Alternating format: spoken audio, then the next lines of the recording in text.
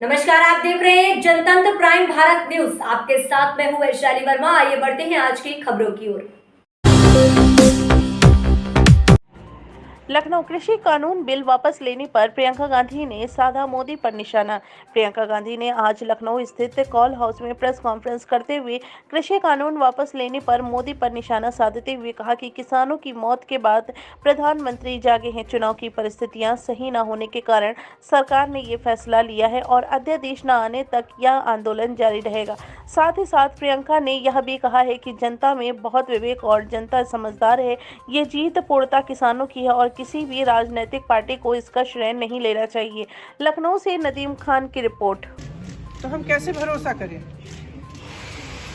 हम आपकी नियत पे कैसे भरोसा करें? सब स्पष्ट है, सामने है देश के। मुझे खुशी इस बात की है कि ये सरकार समझ गई है कि इस देश में किसान से बड़ा कोई नहीं है। इस देश में अगर एक सरकार किसान को कुचलने की कोशिश करती है और किसान खड़ा हो जाता है तो उस सरकार को अंत में झुकना ही पड़ेगा। ये सरकार समझ गई है। इस बात पर मुझे खुशी है और मैं कहना चाहती हूँ कि जो किसान शहीद हुए इस पूरे आंदोलन में, कई किसानों के परिवारों से मैं पिछले पूरे साल में मिल रही हूँ, मैं मिली हूँ, मैं उनका दुख समझती हूँ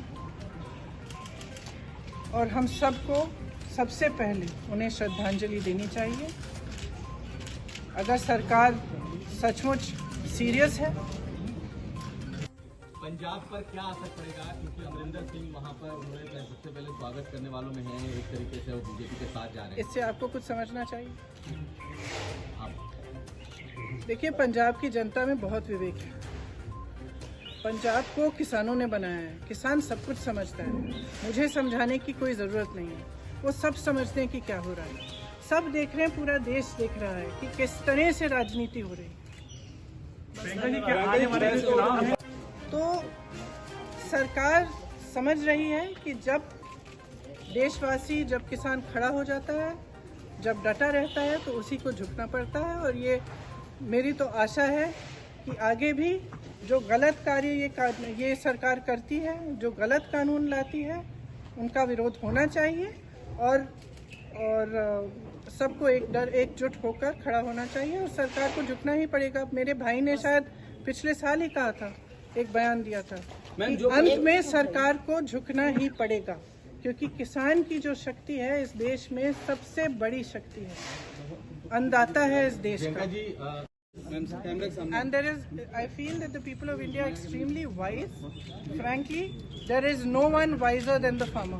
He knows what is good for him, he knows who stands up for him, and he has seen what this government has done, not just with the farm laws, but progressively over the last 7 years to weaken him and to ensure that agriculture is handed over to certain large industrialists, which will not ensure the safety and security of the farmer. Farmer understands ये बताइए कि उत्तर प्रदेश के साथ साथ उत्तर प्रदेश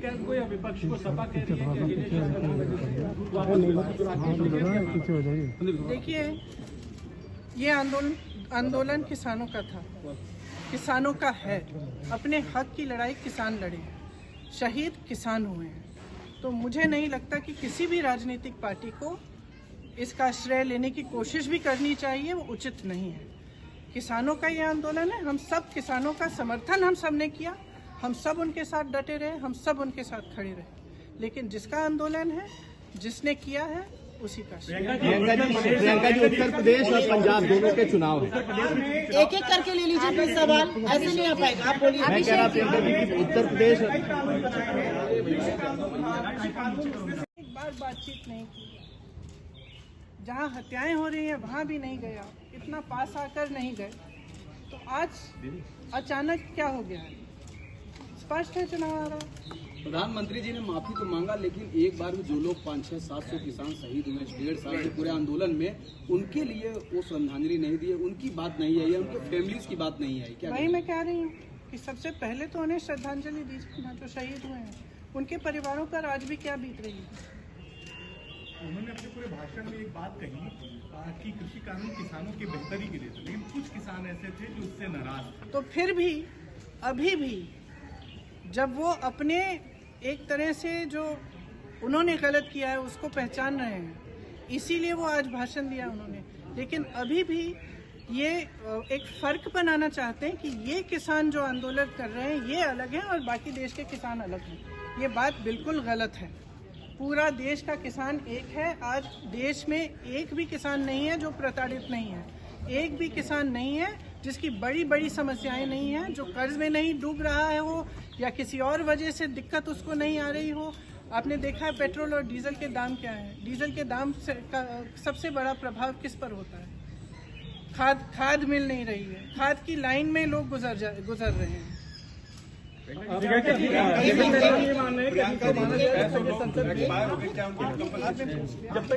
तो किसानों की जो समस्या है जिसके लिए किसान आंदोलन कर रहे हैं उसको ठीक तरह से समझना, उनकी समस्याओं को ठीक तरह से सुलझाने का कर्तव्य हम सबका है। मैं ये भी कहना चाहती हूँ कि मुझे खुशी है कि जितने भी विपक्ष के दल हैं सब ने पूरी तरह से समर्थन किया इस आंदोलन का और किसान डटे रहे। हमारे भाई बहन जो दिल्ली के बॉर्डर पे भी थे और तमाम प्रदेशों में सब डटे रहे और आज हम उन सबको धन्यवाद देना चाहते हैं। जैसे मैंने कहा, जो शहीद हुए हैं उनको श्रद्धांजलि।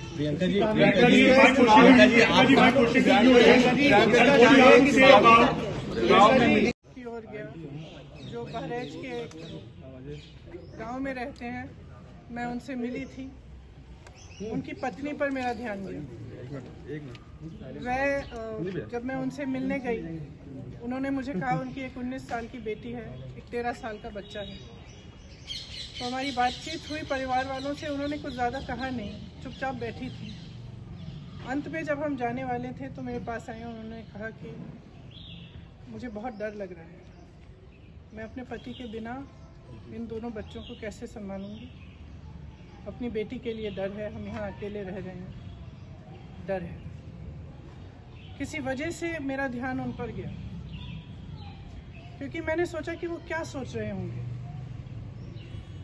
कि जिस सरकार के मंत्री के बेटे ने उनके पति को कुचला, जो प्रधानमंत्री उसी दिन, शायद उसके अगले दिन लखनऊ आए या शायद उसके 1-2 दिन पहले लखनऊ में थे। लखनऊ से उनका घर 15 मिनट में पहुंच सकते थे हेलीकॉप्टर में। वो क्या सोच रहे होंगे कि ये प्रधानमंत्री हमारे यहाँ नहीं आए, कुछ बोला नहीं। उन्होंने पूरी तरह से हथियारों का संरक्षण किया। आज भी उनके साथ मंच पर वो मंत्री खड़े हैं, वो आज माफी मांग रहे हैं जब 600-700 किसान शहीद हो चुके हैं। देश दुनिया की तमाम ऐसी छोटी बड़ी खबरों को जानने के लिए जुड़े रहिए हमारे साथ जनतंत्र प्राइम भारत न्यूज के साथ।